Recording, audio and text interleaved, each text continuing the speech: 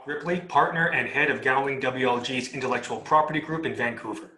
We partner with cleantech companies at every stage of the business lifecycle, from research and development to expansion into new markets. From securing IP protection to developing an innovation protection plan, we combine extensive IP experience with industry insight and a global platform to help protect your ideas and accelerate your growth. Visit our website at gowlingwlg.com to learn more. Hey, welcome back. This is BIV Today, and I'm reporter Tyler Orton here at Business in Vancouver. And today it is part 2 of our ongoing discussion about the role of the clean tech sector here in British Columbia, especially as we see the pandemic unfolding and the economic opportunities that are presenting itself as we consider how climate change really is, affecting the world that we live in. With us today for this discussion, it is Anna Stukas. She is Vice President of Business Development at Carbon Engineering. We also have with us Jeanette Jackson. She is the CEO of the Foresight Cleantech Accelerator Center. And we also have lawyer Roch Ripley. He is a partner at Gowling, and he also specializes in the technology sector as well as intellectual property. I want to thank all three of you guys for joining us for part 2 of this discussion. I'll just jump right into it here, because I think there's kind of a question that a lot of people are rubbing their chins at, and it's whether or not we are scaling at a rate in order to meet a lot of the targets that have been set out either domestically or globally. And perhaps if we're not, what can we do to actually meet a lot of those targets using technology? Anna, maybe I'll throw it over to you first. What's your take on this question that many are asking right now? Well, I would say from a starting point, there's a hard no. We are absolutely not scaling at the rate that we need to in order to meet our targets. And one of the reasons why I think we aren't scaling at that rate is because it is far too easy to commit to a target in 2050 when, many of us have hopefully retired and it's our children's problem, that it fails to incentivize early action. It is far too easy to push it off to being tomorrow's problem. So I think what we need in part to incentivize that scale up is to have meaningful, tangible targets in the near term that actually force us to take action. And those need to be complemented by the right incentives, combination of carrots and sticks, both policy and regulatory, to drive decarbonization, as well as funding and support for innovation, and in particular, support for commercialization. Do you get the sense, Jeanette, that maybe governments could be doing more to incentivize those things that Anna just laid out for us a second ago? Absolutely. I completely agree with Anna that it's a pretty strong no, that we are not doing enough. Incentives definitely play one role. I think policy more broadly does as well. Sometimes governments get a little too into the how, not the what, and they don't sort of put enough strict measures on to really make sure that industry is moving. Unfortunately, I'm not a policy wonk. I come at this from a very entrepreneurial perspective. Thankfully, on the Foresight team, we have folks that love policy. The reality is it comes up way more than I'd like. The 2 things that I think we need to do is get much harder and more progressive on policy and regulation, but also look at sort of the capital structure to help fund both projects and innovators that are providing and developing solutions that can help us meet those targets. The reality is some of the later stage companies, they still can't find enough funding to scale up, even though they've got customers and MOUs and some great metrics that would kind of usually indicate that it's a pretty good, investment opportunity. Now that's shifted a little bit over the last 6 months because of, I think, COVID, and people are saying, regulation is getting a little bit more progressive. So things are moving in the right direction, but there's also some risk capital issues that we have. The IEA, has clearly outlined that for our energy transition, over 35% of the targets will not be met unless we get some of the early innovators now scaling, 10 to 20 times more faster than they already are. And that, quite frankly, requires some risk capital and a serious investment from a government perspective. And of course, policy frameworks also often excite investors in industry to make moves. So when there's confidence in the regional in the region that you're investing in or that you're making an industrial move in to become more competitive, whether it's set up a facility or a shop, whatever it might be. If the policy frameworks are there, money will come to the table as well. So it's not an easy challenge that we're up against, but I think we're seeing a lot of things come together that can move us in the right direction. Well, Roch, from your perspective, though, when you're dealing with, why is it that they're based in British Columbia? Well, why is this kind of a jurisdiction that's, makes sense for them to, whether it's recruit talent or develop technologies? Why is this a good jurisdiction? Well, BC is a good jurisdiction, I think, in particular for technology and clean tech for several reasons. One, good universities, good labor force. Relative to the US, our immigration policies, particularly recently, are a little friendlier. In clean tech in particular, we have a history of the sector in the city and the province. Of course, with Ballard, with fuel cells, but not just that. The number of, or the amount of diversity we have in the region. Jeanette could talk about water treatment. I know Foresight has been in the news recently about that. Alternative energy, carbon capture, we could go on for a long time. So I think we've got an industry that has a history, that has a good foundation, but that still needs to do a lot of work scaling up. And then we've got the geographical advantage of being pretty well located, time zone wise, next to and in pretty decent proximity to several markets north of the US and California. As close as you get to China without without being in Asia, and equidistant to Europe too. So we've got a confluence of several factors. Yeah, it's interesting you bring up the financial side of things. Obviously, carbon engineering has quite a few of high-profile investors there, and Jeanette had just brought up, the need to get some of that risk capital in. But maybe going back to those capital raises, though, is there uncertainty right now amongst investors just because of what the pandemic has brought on? But we also have, say, all-time low interest rates that might induce investment. I'm just thinking there's like multiple different factors that could be at play to either incentivize capital or else maybe make people a little bit wary of investment. I'm just wondering if either Anna or Jeanette could address kind of the thought process going, investments that are needed right now to make this a very successful clean tech sector in British Columbia.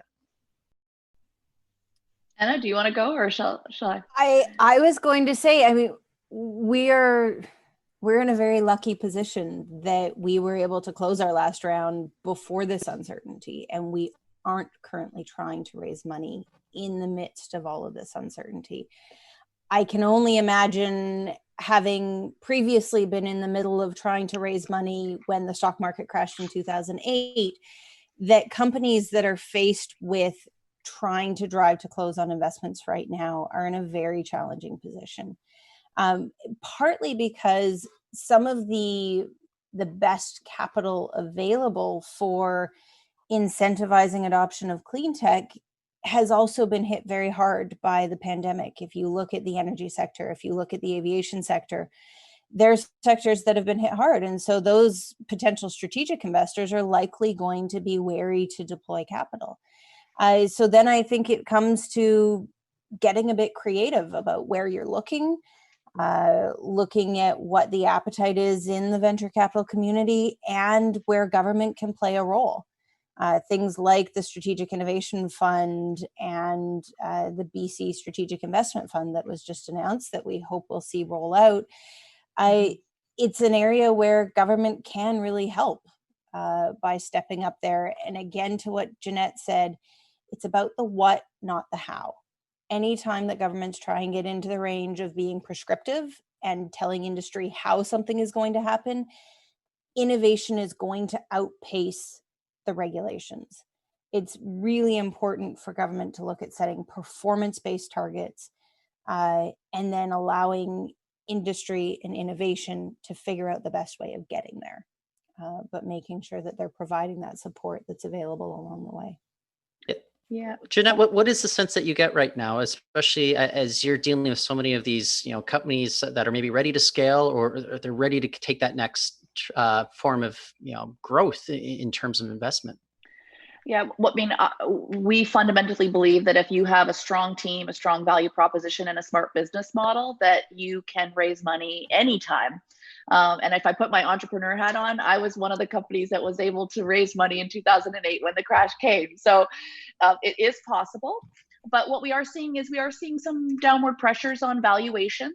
And obviously, it's easier to vet and do your due diligence on technology companies that you can see and touch. So there's a little bit of a delay. The timing that it takes to close a round is going to be a little bit longer unless you're doing more digital clean tech and things like that.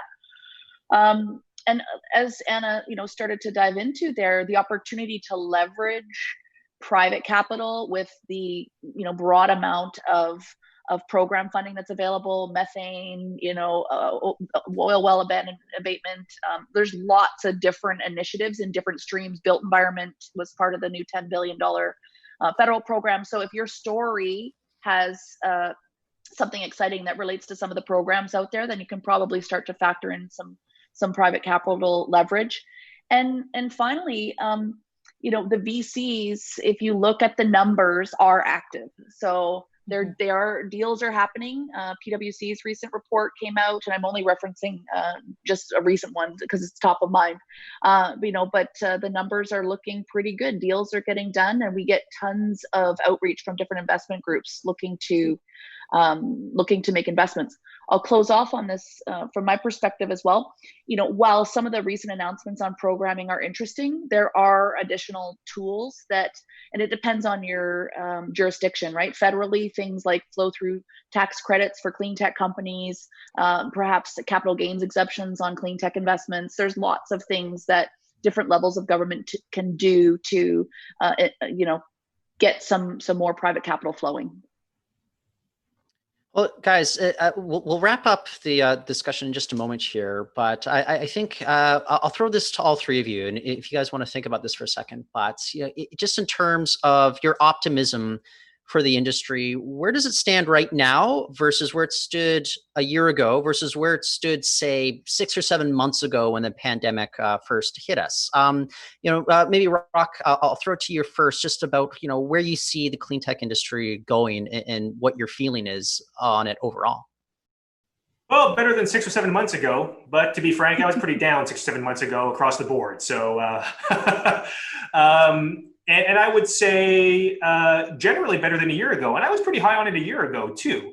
I do think that this pandemic, in addition to incentivizing some kind of government stimulus to get us out of this recession, and with lots of governments identifying clean tech as a sector that could use that stimulus, it has brought about in the zeitgeist a bit of a cultural shift in that, wow, this is the kind of effort it takes to address an international problem without borders. Not just climate change, which is a very big one, but a lot of clean tech issues across the board. So I'm hopeful that in addition to the stimulus, which I was doing some research and in response to a big last round of stimulus after the 2008 recession, we saw a lot of increase in clean tech activity, patents and otherwise.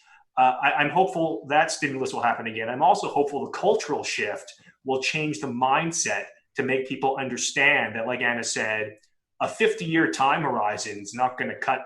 It's not going to do the trick. We gotta hunker down and focus on this. And if we're having daily briefings to deal with an international crisis like COVID, maybe we don't need that for clean tech, but we need something more than an international conference once a decade. Yeah. Mm-hmm. And I think, the really interesting thing for me is that one of the few sectors that have really shown a lot of tremendous growth in light of the pandemic has been the tech sector. And I am so excited about the fact that so many of these multinational technology companies, Stripe, Shopify, Microsoft, now Amazon and Google getting onto it, are making big, substantial commitments toward not only carbon neutrality, but also getting to carbon negative, and they're putting their money where their mouth is. And that to me is tremendously exciting, that there is an entire sector that is saying, we recognize there's an urgent need here. We recognize that costs are higher right now. We have the tools available to help to catalyze solutions to climate change and help to drive early adoption that will bring costs down and make these accessible and deployable on a global scale. And that to me is hugely, hugely exciting. If we couple that with the promises from governments to build back better and invest in green economy, not just because it's the right thing to do, because we need to solve climate change, but also because it is good for the economy, it's good for diversification, it will generate revenue and increase GDP. I think that combination is really powerful and very exciting. Yeah, Jeanette, I'll let you have the final word here with regards to your position on, I guess, the overall sense of optimism about the clean tech sector here in British Columbia. Yeah, absolutely. Well, I mean, for everyone, I know most of and both Anna and Roch, and they know me, so they know that I pretty much have spent my whole life very passionate about the clean tech sector and doing everything we can to make it front and center in most conversations when it comes to economy and social benefits and over and above the economic benefits. So, coming into the pandemic, extremely excited about the momentum building, more companies scaling, more funding going into the sector, policy was getting going. Obviously, come March 15th of this year, complete devastation. We were surveying the companies. They were worried about the number of people they could keep employed. They were worried about revenues, investment opportunities. And I would say that sort of uncertainty stayed for a couple of months. But as we move through summer and now coming into fall, I think what we've shown is that the clean tech sector in BC is resilient, and that it is absolutely the best mechanism to increase competitiveness across all sectors as we come out of the pandemic. So making sure that those incentives for industry to go through these transitions, now's the time. And we have the innovation and the capacity to do that now and be a global leader. And of course, from an export perspective, we're seeing other economic recovery packages are very much climate change focused. And so the opportunity not only to transition our local economies to green, but as well as export to those markets, it's a very, very exciting time. And it's not a secret that BC has had 7 of the 100 top global clean tech companies year over year, and in Canada, 12 of those companies. So we're definitely over delivering, and let's continue to build on that and not let those opportunities and metrics slide. So let's keep doing it. Well, I love going off on a note like that. And for now, I just want to thank Anna, Jeanette, and Roch for joining all of us here watching this panel. I think it was just a fascinating discussion that we had today. So thank you so much, guys. Until next time, I'm Tyler Orton, and joining us today, it was Anna Stukas. She's Vice President of Business Development at Carbon Engineering. We also have Foresight Clean Tech Accelerator Center CEO Jeanette Jackson and lawyer Roch Ripley from Gowling. Thank you all for joining us. We'll be back on Thursday.